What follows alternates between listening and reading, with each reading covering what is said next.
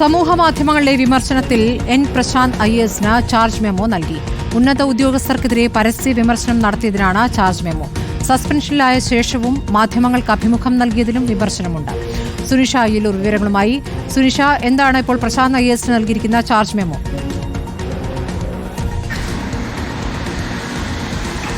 സ്മൃതി, ഇന്നാണ് ചീഫ് സെക്രട്ടറിയുടെ നേതൃത്വത്തിൽ ഇത്തരത്തിലൊരു കുറ്റാരോപണ മെമ്മോ നൽകിയിരിക്കുന്നത്. പ്രധാനമായും ഇതിൽ പറയുന്നത് സമൂഹ മാധ്യമത്തിലൂടെ ഇത്തരത്തിൽ ഉന്നത ഉദ്യോഗസ്ഥനെതിരെ തെറ്റായ പരാമർശം നടത്തിയെന്നതാണ്. നേരത്തെ തന്നെ മുതിർന്ന IAS ഉദ്യോഗസ്ഥനായ ജയതിലകിനെതിരെ ഗുരുതരമായ ആരോപണങ്ങൾ ഉണ്ടായതും പരസ്യ പോരിലേക്ക് കടന്നതുമൊക്കെ തന്നെയും വിമർശനമായി ഉയർന്നിരുന്നു. ഒപ്പം തന്നെ പ്രശാന്തിനെതിരെ നടപടിയെടുക്കുന്ന കാര്യത്തിലേക്ക് കൂടി കടന്നിരുന്നു. പ്രശാന്തിനെ അങ്ങനെയാണ് സസ്പെൻഡ് ചെയ്യുകയും ചെയ്യുന്നത്. പക്ഷേ സസ്പെൻഷനിലായതിനു ശേഷവും എൻ പ്രശാന്ത് മറ്റൊരു മാധ്യമത്തിന് അഭിമുഖം നൽകിക്കൊണ്ട് ഈ വിഷയം തന്നെ ഗുരുതരമായ ആരോപണങ്ങൾ ജയതിലകിനെതിരെയും ഉന്നത ഉദ്യോഗസ്ഥനെതിരെ പറഞ്ഞുകൊണ്ടിരുന്നു എന്നുള്ളതാണ് പ്രധാനപ്പെട്ട പ്രശ്നം. അതുകൊണ്ട് തന്നെ അത് സർവീസിൻ്റെ ചട്ടലംഘനമായി തന്നെ കണ്ടുകൊണ്ട് അതുകൂടി ഈ ചാർജ് മെമ്മോയിൽ പരാമർശിച്ചുകൊണ്ടാണ് ചീഫ് സെക്രട്ടറി ഇത്തരത്തിലൊരു മെമ്മോ നൽകിയിരിക്കുന്നത്. പ്രധാനമായും ഈ പറഞ്ഞതുപോലെ സമൂഹ മാധ്യമങ്ങളിലൂടെ തെറ്റായ പ്രചരണം നടത്തുന്നു, തെറ്റായ ആരോപണങ്ങൾ ഉന്നയിക്കുന്നു, ഒപ്പം തന്നെ സർവീസ് ചട്ടം നിരന്തരം ലംഘിച്ചുകൊണ്ടിരിക്കുന്നു. നടപടി ഉണ്ടായിട്ടും ഇത്തരത്തിൽ വിലക്ക് ഉണ്ടായിട്ട് പോലും സർവീസ് ചട്ടം ലംഘിച്ചുകൊണ്ട്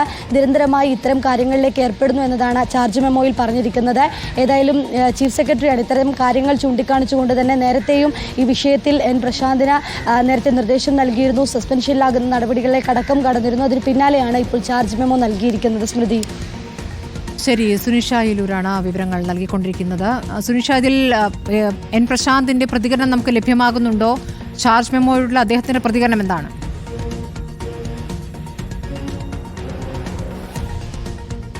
സ്മൃതി, നിലവിൽ ഏതായാലും എൻ പ്രശാന്തിൻ്റെ പ്രതികരണം നമ്മൾ തേടുന്നുണ്ട്. പക്ഷേ നിലവിൽ പ്രതികരണം ലഭിച്ചിട്ടില്ല എന്നതാണ്. നേരത്തെ തന്നെ ഈ വിഷയവുമായി ബന്ധപ്പെട്ടുകൊണ്ട് സസ്പെൻഷനിലായതിനു ശേഷവും അടക്കം അദ്ദേഹം ചില പ്രതികരണങ്ങൾ ഉന്നയിച്ചിരുന്നു. ഈ പറഞ്ഞതുപോലെ അദ്ദേഹം ഉന്നയിക്കുന്ന ആരോപണങ്ങളിൽ അതിൽ ഉറച്ചു നിൽക്കുന്നു എന്നത് തന്നെയായിരുന്നു. സസ്പെൻഷനിലായതിനു ശേഷവും ഒരുപക്ഷെ ഈ അഭിമുഖം കൊടുത്തപ്പോഴും അദ്ദേഹം തുടക്കം മുതൽ ഒരുപക്ഷെ ഈ മുതിർന്ന IAS ഉദ്യോഗസ്ഥനായ ജയതിലകനെതിരെ പറഞ്ഞിട്ടുള്ള പല കാര്യങ്ങളും, ഈ ഫയലിൽ ഒപ്പുവയ്ക്കുന്നത് അടക്കമുള്ള പല കാര്യങ്ങളും അദ്ദേഹം തുറന്നു പറഞ്ഞിരുന്നു.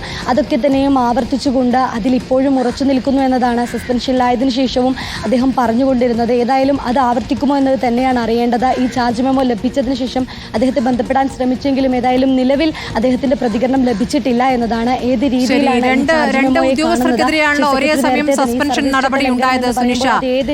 സുനിഷ, രണ്ട് ഉദ്യോഗസ്ഥർക്കെതിരെയാണല്ലോ നടപടി ഉണ്ടായത്. ഇപ്പോൾ ഗോപാലകൃഷ്ണൻ IASനെതിരെ ചാർജ് മെമ്മോയിൽ നേരത്തെ പോലീസ് നൽകിയിരിക്കുന്ന ഗുരുതരമായ ആരോപണങ്ങൾ, ഗുരുതരമായ കണ്ടെത്തലുകളുള്ള റിപ്പോർട്ട് അത് മയപ്പെടുത്തിക്കൊണ്ടുള്ള ചാർജ് മെമ്മോയാണ് കൊടുത്തതെന്ന വിവരം കൂടി ഈ ഘട്ടത്തിൽ പുറത്തു വരികയാണ്.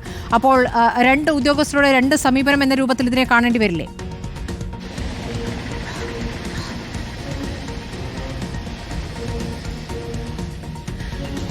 തീർച്ചയായിട്ടും സ്മൃതി, അങ്ങനെ തന്നെ കാണേണ്ടിയിരിക്കുന്നു എന്നുള്ളതാണ്. കാരണം ഗോപാലകൃഷ്ണൻ നൽകിയ ചാർജ് മെമ്മോ ഒരുപക്ഷെ നേരത്തെ തന്നെ പോലീസിൻ്റെ ചില കണ്ടെത്തലുകൾ, നേരത്തെ തുടക്കത്തിലുണ്ടായിരുന്ന കണ്ടെത്തലുകൾ, പിന്നീടുണ്ടാകുന്ന മാറ്റം, അതൊക്കെ തന്നെയും അതും പരിശോധിക്കേണ്ടി വരും.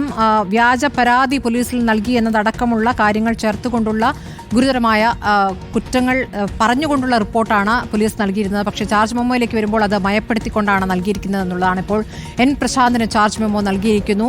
സസ്പെൻഷന് ശേഷവും തൻ്റെ മേലുദ്യോഗസ്ഥർക്കെതിരെ ആരോപണം ഉന്നയിച്ചുകൊണ്ട് പരസ്യ പ്രതികരണത്തിലേക്ക് നീങ്ങി. സമൂഹമാധ്യമങ്ങളിൽ മാത്രമല്ല അഭിമുഖങ്ങൾ വിവിധ ചാനലുകൾക്ക് നൽകിയതും അദ്ദേഹത്തിൻ്റെ ചാർജ് മെമ്മോയിലെ പ്രധാനപ്പെട്ട ഒരു